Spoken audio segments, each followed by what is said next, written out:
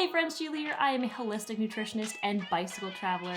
I love talking about all things nutrition and wellness to help you feel your best in general, but especially when it comes to bike touring or other fun outdoor activities. So today we're going to be chatting all about how to get your best sleep while camping. Whether you're bike touring or hiking or simply heading to a campsite for the weekend, getting a good sleep is key in order for you to feel your best for your day's adventures. So let's dig into my 12 tips for your best sleep while camping. Number 1 is to survey the area and scout out a camping spot where you will feel safe and comfortable. Nothing's going to affect your sleep quite like the anxiety of worrying that you'll be spotted if you're wild camping, or setting up too close to a noise or other disturbance if you're using a campsite. It's also a good opportunity to ensure that you aren't setting up at a low point in the ground where water is going to pool if it rains, because that's gonna have you waking up wet and needing to move your tent in the middle of the night, and that's going to make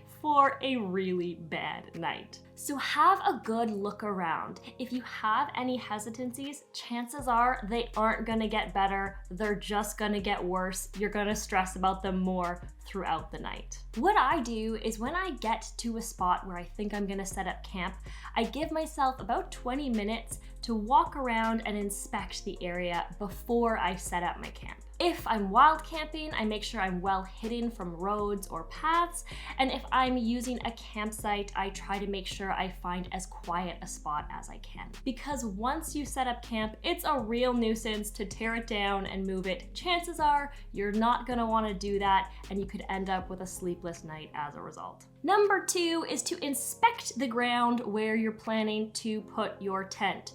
You want to remove any rocks or sticks or other debris, or if you're dealing with roots or a rock bed and there really isn't any other spot for you to put up your tent, you really need to camp there, at least try to find a stretch within that patch that is somewhat flatter, somewhat more comfortable, that you can plan to lie on as your sleeping spot. This is also a good time to look for insects. Now, some insects are obviously unavoidable. You are camping after all, but you definitely don't want to set up your tent on an anthill.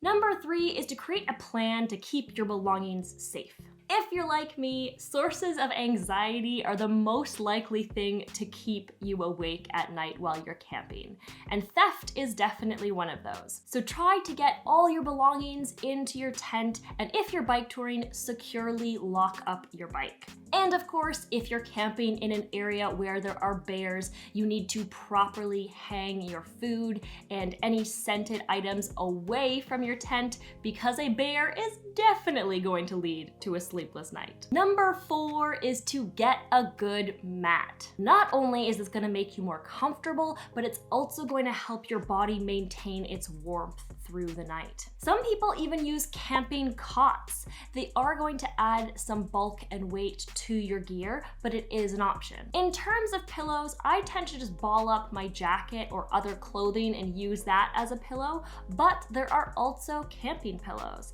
And I say if that's gonna improve your sleep and help you feel your best for your biking or hiking or whatever you wanna do in the day, that little bit of extra bulk in your bags, it might just be worth it.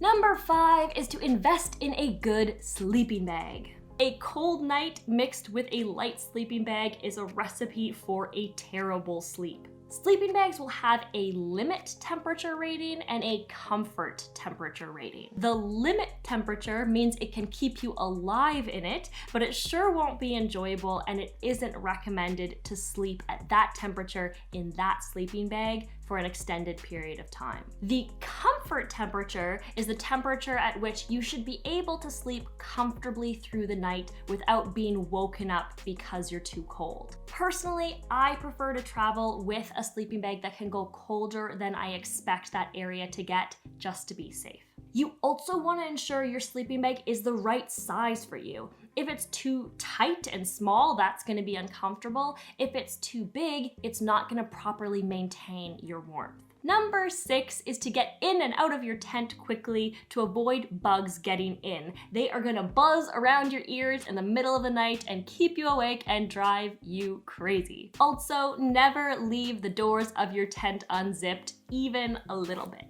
Number 7 is to limit your drinking an hour or 2 before bed. Now, this is of course going to vary from person to person depending on your body and your hydration needs. But the overall goal here is to make sure that you don't need to get up, get out of your tent, and go to the washroom in the middle of the night. Or because no one likes to use the washroom in the middle of the night in the woods, you might stay up all night knowing you need to use the washroom but not wanting to use the washroom, and that's gonna disturb your sleep too. So go easy on the liquids right before bed and make sure you go to the washroom before heading to sleep. Number 8 is to nourish your body. I'm a nutritionist, so obviously I need to talk about food. Ensuring you are properly nourished will help you sleep through the night. Most importantly, make sure that you are eating enough so you aren't waking up in the middle of the night with a grumbling tummy. Your body needs food, it needs to be nourished to know it is safe to go to sleep. So eating enough is most important. Secondarily, you can also look at trying to avoid having a lot of sugar or a really big meal right before bed. This can lead to a blood sugar spike or a gassy belly that can make it hard to fall asleep and hard to stay asleep. And if you want some extra support with your nutrition, I did make a video all about nutrition for bike touring, as well as a downloadable guide, which I will link below.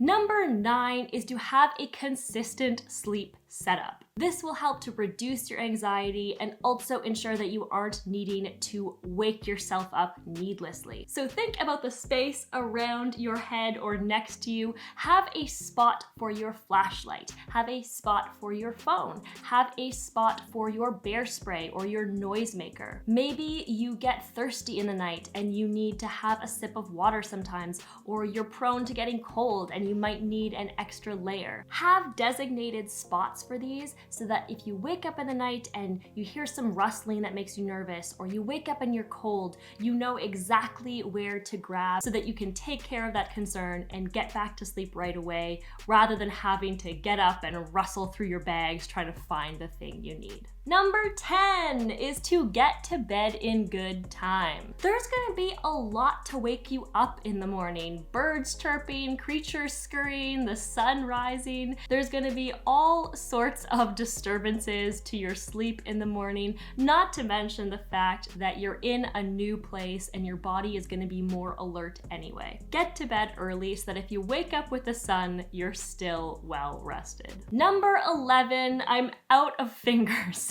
for this one, but number 11 is to consider using an eye mask or a buff. Having something to block out morning light can help ensure a full sleep. But of course, this needs to be used at your own discretion, and you may need to avoid this if you feel like you need to be more alert to your surroundings. And lastly, number 12 is to practice sleeping in your tent in different conditions. So if you're new to camping, set up your tent in your backyard or your friend's backyard when it's sunny, when it's hot, when it's cold, when it's rainy, and get used to existing in those different conditions in your tent. This will help to ensure that when you throw in the added aspect of being in a new place, you'll have some experience that will help you feel more comfortable, help you feel more confident, and let you get into a restful sleep. That's it, friends. Thanks for being here today. If you have any tips about sleep and camping that I didn't mention, please leave them in the comments below so that other people can learn from you. If you enjoyed this video and maybe learned something along the way, please give it a like, really supports the channel. And if you want to check out future videos, you can hit subscribe and the little bell below. And if you want tips and adventures more regularly, you can follow me on Instagram at sheila.daily. Thanks, have a good one, bye.